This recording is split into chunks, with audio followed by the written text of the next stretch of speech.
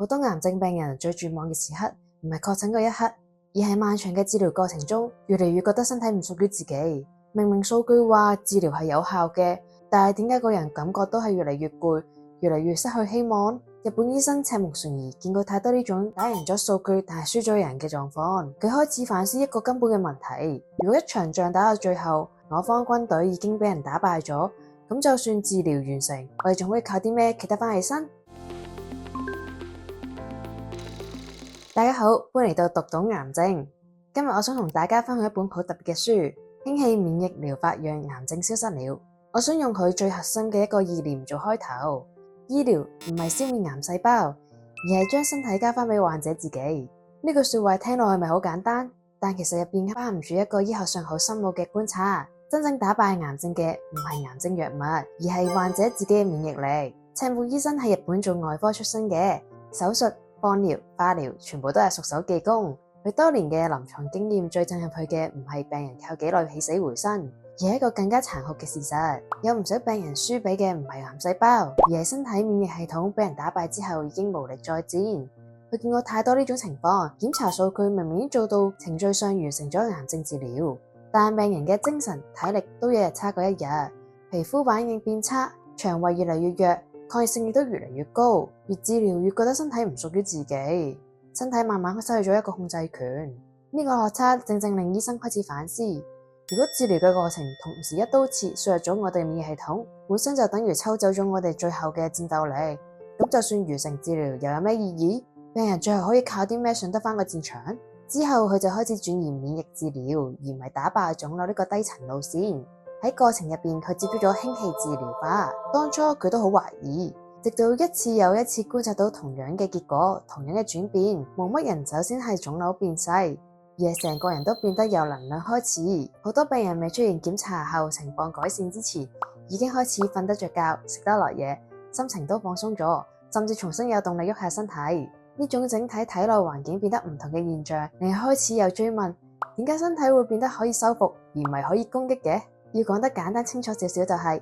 癌症唔係一朝一夕造成嘅，而係身體長期嘅慢性發炎、氧氣壓力同埋免疫失調底下，細胞喪失咗自我調節嘅能力嘅結果。你可以想象得到，免疫系統就好似一隊軍隊咁，但軍隊要進攻之前，後勤要穩，能量要足夠。如果長期身體處於一個高壓力、高鹽嘅狀態，免疫細胞唔係唔想工作，而係好似一班士兵咁俾人困住咗，能源被抽乾，指揮部門冇辦法下指令。輕氣嘅真正角色唔係直接幫你對抗癌症細胞，而係幫身體恢復翻一個能夠戰鬥嘅環境。要明白點解，首先要知道身體入邊有一個叫 RS 嘅物質，中文叫活性氧。呢啲活性氧本來就係身體用嚟保護自己嘅，但當人長期處於承受壓力、慢性發炎、睡眠不足，或者長時間受癌症治療嘅副作用影響，活性氧會變得過量，好似變咗戰場上一個濃煙，令到免疫系統睇唔清楚前線發生咗啲咩事。當活性氧太多嘅時候，免疫系統就好似士兵俾煙焗住，想開槍打仗嘅時候打唔中方向，甚至冇能力啟動。輕氣嘅真正作用就係幫身體將呢層濃煙散去，唔係強行抑壓，亦都唔係刺激我哋免疫系統，而係令到戰場變得清晰。一旦濃煙散去，免疫系統就好似重新見到我哋敵人一樣，自然可以重新出手，恢復翻原本應有嘅防禦力。所以赤木醫生強調，輕氣唔係去打仗，輕氣係令免疫系統有翻工作嘅空間。一旦免疫系統恢復翻崗位，身體先有資格去處理我哋嘅癌細胞。赤木醫生喺臨床觀察到最大嘅突破唔係癌症消失，而係病人從絕望重新走翻到有能量。有一位中期癌症患者，長期受於化療之後，白血球一直都偏低，成個人都覺得好攰。當佢持續咗吸入輕氣1-2星期之後，發生改變嘅唔係掃描結果，而係夜晚開始可以自然入睡，食慾都變翻好咗，成個人都容光煥發咗。去到第2、第3個星期，炎症嘅指標開始下降，NK 細胞活性慢慢上升，身體開始出現回應能力。你會見到患者慢慢從一個捱住死頂嘅狀態，變翻一個身體有能力配合嘅狀態。另一個病人更加觸動，佢原本成日覺得好攰，提唔起精神，亦都覺得自己身體其實時日無多，痛苦大過希望，精神都變得好萎縮。但係試咗吸取輕氣一段時間之後，佢同醫生講咗一句說話，赤木醫生聽完都覺得印象極深。病人就話：我第一次覺得唔係俾醫生拯救，而係我自己參與咗守護自己。就係呢下，佢再唔覺得自己係一個被人拉住拯救嘅病人，而係重新參與者，心靈重新着陸，免疫系統亦都重新回應。呢度好值得大家停一停，再諗一諗，因為好多時候我哋認為，首先要身體好返，心靈先會有能量。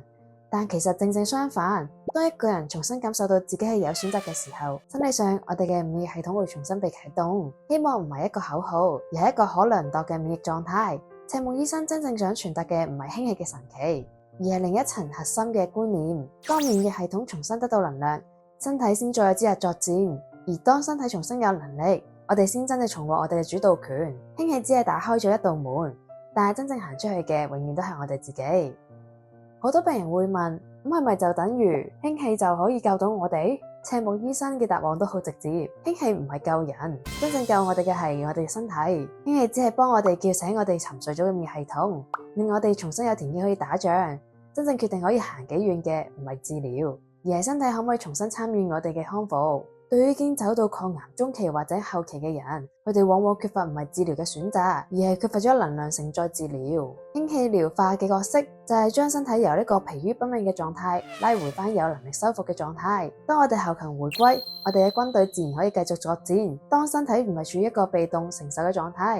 內在嘅免疫系統力量就會重新打開。希望喺醫學入邊可以量度得到呢個狀態，而唔係淨係一個抽象嘅概念。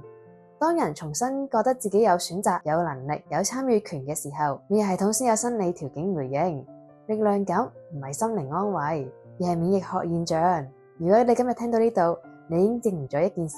就係你仍然願意尋找身體可以前行嘅方法。呢份願意其實就係免疫系統最初嘅火源。講到呢度，我都要講清楚，以上都係嚟自作者嘅觀點同臨床嘅研究，唔代表係一個唯一或者標準嘅醫療建議。亦都唔可以代替而家進行緊嘅正規治療。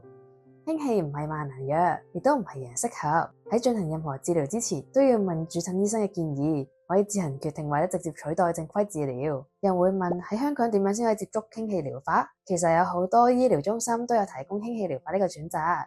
如果你有興趣嘅話，可以 like 我哋呢條片，同埋我哋嘅 IG 同 Facebook， 同時間可以 PM 我哋會提供更多資訊俾你哋。希望今日呢條片可以幫到大家重拾希望，同時記得 like、訂閱同埋開啟小鈴鐺。我哋呢個頻道想帶俾大家嘅唔係恐懼抗癌，而係理解式康復，唔係靠打仗去贏，而係重新恢復能量行落去。多謝大家嘅收睇，我哋下次再見。